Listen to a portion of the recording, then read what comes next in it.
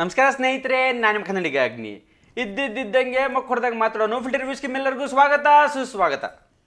ಅದನ್ನ ಯಾಕೋ ನಾನು ಚೇಂಜ್ ಮಾಡ್ಕೋಬೇಕು ಅಂತ ಅನ್ಸುತ್ತೆ. ಯಾಕಂತಂದರೆ ಇಂಡಸ್ಟ್ರಿ ಯಾವ ಲೆವೆಲ್ಗೆ ಹೋಗಿದೆ ಅಂತಂದರೆ ಇದ್ದಿದ್ದಂಗೆ ಹೇಳೋಕ್ಕೆ ಬಿಡಲ್ಲ. ಇನ್ನು ಮಕ್ಕ ಹೊಡೆದಂಗಂತೂ ದೂರದ್ದೇ ಮಾತು. ಅಣ್ಣವ್ರು ಒಂದು ಕಾಲದಲ್ಲಿ ಹೇಳೋರು ಅಭಿಮಾನಿಗಳೇ ದೇವರು ಅಂತ ಅಂದ್ಬಿಟ್ಟು. ಈಗ ಹೆಂಗಾಗಿದೆ ಅಂತಂದರೆ ಚೆನ್ನಾಗಿದೆ ಅಂದವ್ರು ಮಾತ್ರ ಅಭಿಮಾನಿಗಳು, ಇಲ್ಲ ಅಂತಂದರೆ ಕ್ರಿಮಿನಲ್ಗಳು ಅನ್ನೋ ರೀತಿ ಟ್ರೀಟ್ ಮಾಡ್ತಿದ್ದಾರೆ. ಏನಿವೆ ಮಾಡೋಕ್ಕಾಗಲ್ಲ. ವಾಪಸ್ ಟಾಪಿಕ್ಗೆ ಬೇಡ. ಸುಮಾರು ದಿನ ಆಗಿತ್ತು ವಿಮರ್ಶೆಗಳನ್ನ ಮಾಡಿ. ನನ್ನ ಸಿನಿಮಾ ಏನಿದೆ ರುದಿರವನ, ಅದರದ್ದು ಫೈನಲ್ ಪೋಸ್ಟ್ ಪ್ರೊಡಕ್ಷನ್ ನಡೀತದೆ, ಕೊನೆ ಹಂತದ ಮ್ಯೂಸಿಕ್ ಅದು ಇದು ಏನಿದೆ ಅದ್ರ ಕೆಲಸದಲ್ಲೇ ಬ್ಯುಸಿ ಆಗಿಬಿಟ್ಟಿದೆ. ಎಲ್ಲ ಸಿನಿಮಾಗಳು ನೋಡ್ತಿದ್ದೆ, ಮಾತಾಡೋಕ್ಕಾಗಿರಲಿಲ್ಲ. ಈ ವಾರ ನಮ್ಮ ಮ್ಯೂಸಿಕ್ ಅವರು ಸ್ವಲ್ಪ ರಜ್ಜದಲ್ಲಿದ್ದಾರೆ, ಸೊ ಹಾಗಾಗಿ ಗ್ಯಾಪ್ ಆಯಿತು. ಅದೇ ಟೈಮಲ್ಲಿ Sitaram second case of Sitaram ಏನಿದೆ ಅದನ್ನು ನೋಡಿದೆ. ಸೊ ಅದ್ರ ಬಗ್ಗೆ ಮಾತಾಡೋಣ ಅಂತ ಇವತ್ತು ನಾನು ನಿಮ್ಮ ಮುಂದೆ ಬಂದಿದ್ದೀನಿ. Sitaram Binoy case number 18 cinema ಬಂದಿತ್ತು 2020-21 ಬಂದಿತ್ತು. ಸಿನಿಮಾ ಚೆನ್ನಾಗಿತ್ತು ಆ್ಯಕ್ಚುಲಿ. ಯಾವ ಲೆವೆಲ್ಗೆ ಅಂತಂದರೆ ಟಿ ವಿಲಿ ಬಂದು, ಅದಾದಮೇಲೆ ಥಿಯೇಟ್ರಿಗೆ ಬಂದು, ಅದಾದಮೇಲೆ ಒ ಟಿ ಟಿಲಿ ಕೂಡ ಕಾಣಿಸ್ಕೊಂಡಿತ್ತು, ಒಳ್ಳೆ ಹೆಸರನ್ನು ಪಡೆದಿತ್ತು. ಅದೇ ಟೀಮ್ ಇವಾಗ ಸೆಕೆಂಡ್ ಕೇಸ್ ಆಫ್ ಸೀತಾರಾಮ್ ಇದೆ ಪಾರ್ಟ್ 2 ಅದನ್ನು ಮಾಡಿದ್ದಾರೆ. ಸೊ ಸಿಕ್ಕಾಪಟ್ಟೆ ಚೆನ್ನಾಗಿ ವರ್ಕೌಟ್ ಆಗಿತ್ತು. ಅವರ ಒಂದು ಪ್ರಮೋಷನ್ ಸ್ಟ್ರಾಟಜಿ ಏನಿತ್ತು, ₹1 ಸಿನಿಮಾನ ತೋರಿಸ್ತೀನಿ ಅಂತ. ಇವತ್ತು ಆ್ಯಕ್ಚುಲಿ ಜನಕ್ಕೆ ಕಷ್ಟ ಆಗ್ತಿರೋದೇ ಪ್ರೈಸಿಂಗ್. ಸಿಕ್ಕಾಪಟ್ಟೆ ಜಾಸ್ತಿ ಪ್ರೈಸ್ ಇರ್ತಾರೆ, ಪ್ರೈಸ್ ಕ್ಯಾಪ್ ಕೂಡ ಹಾಕೋದಕ್ಕೆ ಬಿಡ್ತಾ ಇಲ್ಲ. ಸೊ ಟಿಕೆಟ್ ಪ್ರೈಸ್ ಜಾಸ್ತಿ ಆದಷ್ಟು ಸಿನಿಮಾ ನೋಡೋದು ಕಡಿಮೆ ಆಗುತ್ತೆ. ಯಾಕಂತಂದರೆ ಸಿನಿಮಾ ರೇಟ್ ಜಾಸ್ತಿ ಆಯಿತು ಅಂತ ನಮ್ಮ ಸ್ಯಾಲ್ರಿ ಏನು ಜಾಸ್ತಿ ಆಗಲ್ವಲ್ಲ. ಸೊ 2 ಸಿನಿಮಾ ನೋಡೋ ಜಾಗದಲ್ಲಿ 1 ಸಿನಿಮಾನ ನೋಡ್ತಾ ಇದ್ದೀವಿ. ಬಟ್ ಆ ಒಂದು ಐಡಿಯಾ ಚೆನ್ನಾಗಿತ್ತು. ದುಡ್ಡನ್ನು ಬೇರೆ ರೀತಿ ಪೋಲ್ ಮಾಡಿದ್ರೆ, ಇಲ್ಲಪ್ಪ ಆಡಿಯನ್ಸ್ಗೆ ಕೊಡ್ತೀವಿ, ನೀವೇ ಬಂದು ನೋಡಿ, ಬೇರೆ ಎಲ್ಲೋ ಖರ್ಚು ಮಾಡಬಲ್ಲ, ಚೆನ್ನಾಗಿತ್ತು. ಅದರಿಂದ ಒಂದಷ್ಟು ಟ್ರ್ಯಾಕ್ಷನ್ ಪಡ್ಕೊಂಡಿತ್ತು. ಸೊ ನೆನ್ನೆ ಹೋಗಿ ಆ ಸಿನಿಮಾನ ನೋಡ್ಕೊಂಡ್ಬಂದೆ. ಸಿನಿಮಾ ಹೇಗಿತ್ತು, ಪಾಸಿಟಿವ್ಸ್ ಏನು ನೆಗೆಟಿವ್ಸ್ ಏನು ಅಂತ ಬನ್ನಿ ಡಿಸ್ಕಸ್ ಮಾಡೋಣ. ಸಿನಿಮಾದ ಕಥೆ ಬಗ್ಗೆ ಹೇಳಬೇಕು ಅಂತಂದರೆ, ಸರಣಿ ಕೊಲೆಗಳು ನಡೀತಾ ಇದೆ.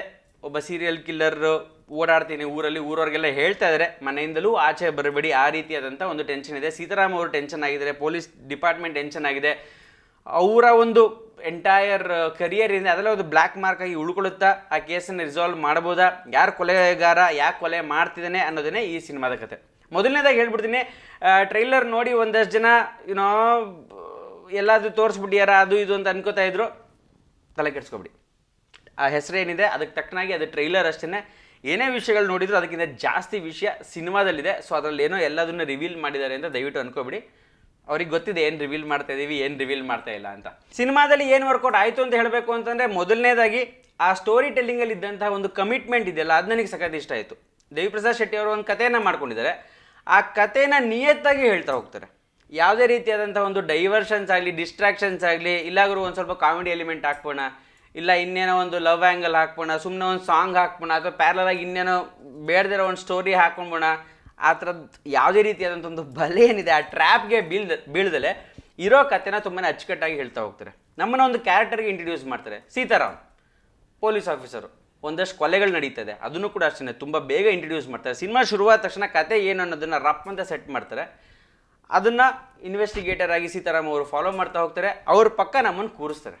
ಅವ್ರು ಏನೇನು ಹುಡುಕ್ತಾ ಹೋಗ್ತಾರೆ ಅದೆಲ್ಲ ನಮಗೆ ಸಿಗ್ತಾ ಹೋಗುತ್ತೆ. ಆ ಕ್ಲೂಸ್ ಯಾವ ಕಡೆಗೆ ಅವ್ರನ್ನ ಲೀಡ್ ಮಾಡ್ತಾ ಹೋಗುತ್ತೆ, ಆಡಿಯನ್ಸ್ ಕೂಡ ಅದನ್ನೇ ನೋಡ್ತಾ ಹೋಗ್ತಾರೆ. ಸೊ ಎಲ್ಲೂ ನಾವು ಸಪ್ರೇಟಾಗಿ ಡೈವರ್ಟ್ ಆಗೋದೇನಿಲ್ಲ. ಸೊ ಹಾಗಾಗಿ ಸಿನಿಮಾಗೇನಿದೆ ಒಂದು ಫಾರ್ವರ್ಡ್ ಮೊಮೆಂಟಮ್ ಅನ್ನೋದಿದೆ. ಕಂಟಿನ್ಯೂಸ್ ಆಗಿ ಕತೆ ಎವಾಲ್ವ್ ಆಗ್ತಾನೆ ಇರುತ್ತೆ. ಹೊಸ ಕ್ಲೂಗಳು ಸಿಗ್ತಾ ಹೋಗುತ್ತೆ, ಹೊಸ ವಿಷಯಗಳು ಸಿಗ್ತಾ ಹೋಗುತ್ತೆ, ಅದರಿಂದ ಹುಡುಕ್ತಾ ಹೋಗ್ತಾರೆ. ಸೊ ಹಾಗಾಗಿ ಎಲ್ಲೊಂದು ಕಡೆ first half of the cinema ಏನಿದೆ ಕಂಪ್ಲೀಟಾಗಿ ಹಿಡಿದು ಕೂರಿಸ್ತು ಅಂತ ಅನಿಸ್ತು. ಒಂದು ಗ್ರಿಪ್ಪಿಂಗ್ ಎಲಿಮೆಂಟ್ ಅನ್ನೋದಿದೆ, ಒಂದು ಕ್ಯೂರಿಯಾಸಿಟಿ ಫ್ಯಾಕ್ಟರ್ ಅನ್ನೋದು ಮೇಂಟೈನ್ ಮಾಡೋದ್ರಿಂದ ತುಂಬ ಫಾಸ್ಟಾಗಿ ಹೋಗುತ್ತೆ first half. I think around 1 hour ಇರ್ಬೋದು ಫಸ್ಟ್ ಹಾಫು. ತುಂಬಾ ಫಾಸ್ಟಾಗಿ ಹೋಯಿತು ಅಂತ ಅನಿಸ್ತು. ಅದಕ್ಕೆ ಪೂರಕವಾದಂತಹ ಟೆಕ್ನಿಕಲ್ ಆಸ್ಪೆಕ್ಟ್ಸ್ ಇದೆ. ಕ್ಯಾಮ್ರಾ ವರ್ಕ್ ತುಂಬಾ ಚೆನ್ನಾಗಿತ್ತು ಅಂತ ಅನಿಸ್ತು. ಲಿಮಿಟೇಷನ್ಸ್ ಇರುತ್ತೆ, ಪ್ರತಿಯೊಬ್ಬರು ಲಿಮಿಟೇಷನ್ಸಲ್ಲೇ ಕೆಲಸ ಮಾಡ್ತಾರೆ. ಬಟ್ ಆ ಲಿಮಿಟೇಷನ್ಸ್ ತೆರೆ ಮೇಲೆ ಕಾಣ್ದಂಗೆ ಮಾಡೋದಿದೆಯಲ್ಲ, ಅದು ತುಂಬಾ ಇಂಪಾರ್ಟೆಂಟು. ಸೊ ದೇವಿಪ್ರಸಾದ್ ಶೆಟ್ಟಿ ಅವರು over all as A film ಏನಿದೆ ತುಂಬಾ ಚೆನ್ನಾಗಿ ಎಕ್ಸಿಕ್ಯೂಟ್ ಮಾಡಿದ್ರು. ನೋಡೋದಕ್ಕೆ ತುಂಬ ಚೆನ್ನಾಗಿ ಕಾಣಿಸುತ್ತೆ. ಒಂದು ಸ್ಟ್ರಾಂಗ್ ಟೆಕ್ನಿಕಲ್ ಎಲಿಮೆಂಟ್ ಇದೆ. ಲೈಟಿಂಗ್ ಚೆನ್ನಾಗಿತ್ತು ಅಂತ ಅನಿಸ್ತು. DOP ಅವರ ವರ್ಕ್ ತುಂಬ ಚೆನ್ನಾಗಿದೆ. ಫ್ಯಾನ್ಸಿ ಏನಿಲ್ಲ, ನಿಮಗೆ ಒಂದು ಡ್ರೋನು ಒಂದು ಕ್ಯಾಮ್ರಾ ಇಟ್ಕೊಂಡು ಸಿನಿಮಾ ಮಾಡಿದ್ದಾರೆ ಥರ ಇದೆ. ಸುಮ್ಮನೆ ಜಿಮ್ಮಿ ಶಾರ್ಟ್ಸ್ಗಳು ಅಷ್ಟೊಂದು ಬರ್ತಾ ಹೋಗಲ್ಲ.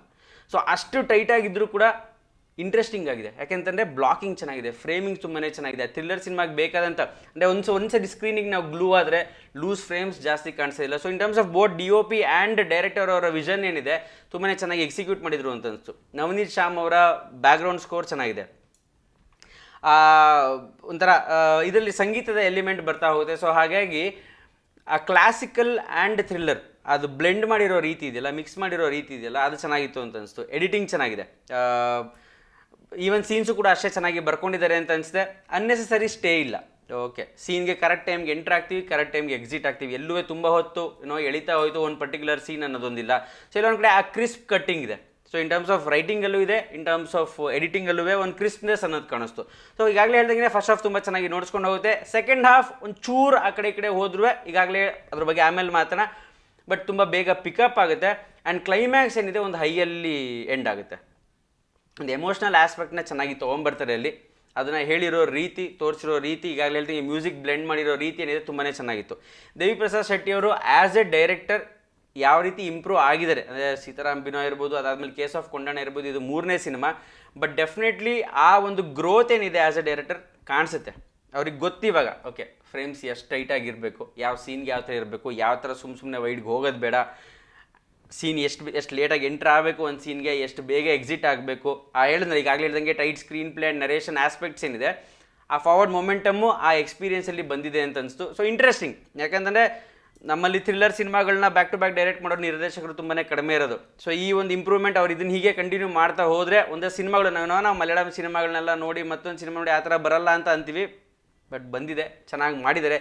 So in terms as A director ತುಂಬಾ ಚೆನ್ನಾಗಿ ಇಂಪ್ರೂವ್ ಆಗಿದ್ದಾರೆ ಅಂತ ಅನಿಸ್ತು. ಪರ್ಫಾರ್ಮೆನ್ಸ್ ವೈಸ್ ವಿಜಯ ರಾಘವೇಂದ್ರ ಅವರು ಹೀ ಸಾಲಿಡ್, ಅಂದರೆ ತುಂಬ ಜಾಸ್ತಿ ವೇರಿಯೇಷನ್ಸ್ ಅನ್ನೋದಿಲ್ಲ, ಬಟ್ ಪಾತ್ರ ಬರ್ದಿರೋದೇ ಹಾಗೆ.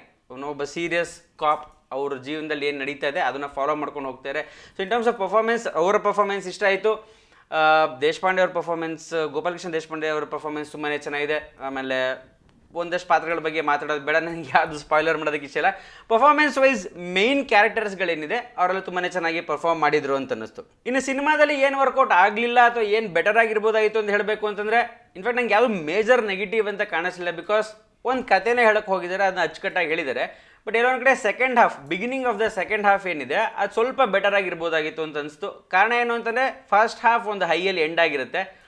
ಸೆಕೆಂಡ್ ಹಾಫ್ ಶುರುವಾದಾಗ ಸ್ವಲ್ಪ ಆ ಟ್ರ್ಯಾಕ್ ಏನಿತ್ತು, ಆ ಗ್ರಿಪ್ಪಿಂಗಾಗಿ ಏನು ಹೋಗ್ತಾ ಇತ್ತು ಅದು ಸ್ವಲ್ಪ ಮಿಸ್ ಆಯ್ತಾ ಅಂತ ಅನಿಸ್ತು. ಡೆಫಿನೆಟ್ಲಿ ಆ ಆಸ್ಪೆಕ್ಟ್ ಇನ್ನೂ ಸ್ವಲ್ಪ ಗ್ರಿಪ್ಪಿಂಗ್ ಆಗಿ ಮಾಡ್ಬೋದಾಗಿತ್ತು. ಬಿಕಾಸ್ ಆಮೇಲೆ ಥರ್ಡ್ ಆ್ಯಕ್ಟ್ಗೆ ಹೋಗ್ತಿದ್ದಂಗೆ ರಿವಿಲೇಷನ್ ಆ್ಯಂಡ್ ಅದರ್ ಸ್ಟಫ್ಸ್ ಬರ್ಬೇಕಾದ್ರೆ ಮತ್ತೆ ಸಿನಿಮಾ ತುಂಬ ಗ್ರಿಪ್ಪಿಂಗ್ ಆಗುತ್ತೆ, ಮತ್ತೆ ವಾಪಸ್ ಹಳಿಗೆ ಬರುತ್ತೆ. ಸೊ ಸ್ಟಾರ್ಟಿಂಗಲ್ಲಿ ತುಂಬ ಸ್ಟ್ರಾಂಗ್ ಆಗಿದೆ, ಎಂಡಿಂಗಲ್ಲಿ ತುಂಬ ಸ್ಟ್ರಾಂಗ್ ಆಗಿದೆ. ಆ ಮಿಡ್ ಪಾರ್ಟ್ ಸ್ವಲ್ಪ ಹೊತ್ತೇನೆ ಅದು, ಬಟ್ ಸ್ಟಿಲ್ ಬೆಟರ್ ಆಗಿರ್ಬೋದಾಗಿತ್ತು ಅಂತ ಅನಿಸ್ತು. ಹಾಗೆಯೇ ಎಲ್ಲೋ ಒಂದು ಕಡೆ ಇದು ಇನ್ನೆಲ್ಲ ಚಿಕ್ಕ ಚಿಕ್ಕ ಕಂಪ್ಲೇಂಟ್ಸ್ ನಂದು, ಕ್ಯಾರೆಕ್ಟರ್ ಡೆವಲಪ್ಮೆಂಟ್ ಇನ್ನೂ ಸ್ವಲ್ಪ ಮಾಡ್ಬೋದಾಗಿತ್ತಾ ಅಂತ ಅನಿಸ್ತು. ಯಾಕೆಂತಂದರೆ ಎಲ್ಲ ಕ್ಯಾರೆಕ್ಟರ್ಗೂ ಒಂದು ಬ್ಯಾಕ್ ಸ್ಟೋರಿ ಅನ್ನೋದೊಂದಿದೆ, ಆ ಬ್ಯಾಕ್ ಸ್ಟೋರಿನ ಸೆಟಪ್ ಮಾಡ್ತಾರೆ. ಬಟ್ ಆ ಟ್ರಾನ್ಸಿಷನ್ ಇರುತ್ತಲ್ಲ, ಓಕೆ ಸಿನಿಮಾ ಶುರುವಾದಾಗ ಕ್ಯಾರೆಕ್ಟರಲ್ಲಿತ್ತು, ಲಾಸ್ಟ್ ಹೋದಾಗ ಕ್ಯಾರೆಕ್ಟರ್ ಏನಾಯಿತು, ಹೇಗೆ ಬದಲಾವಣೆ ಆಯಿತು ಅನ್ನೋದು, ಎಸ್ಪೆಷಲಿ ಸೀತಾರಾಮ್ ಅವ್ರ ಕ್ಯಾರೆಕ್ಟರು ಇನ್ನೂ ಸ್ವಲ್ಪ ಡೆವಲಪ್ ಮಾಡ್ಬೋದಾಗಿತ್ತು ಅಂತ ಅನಿಸ್ತು. ಅವರ ಜೀವನದಲ್ಲೇ ಅತಿ ದೊಡ್ಡ ಕೇಸ್ ಇದು.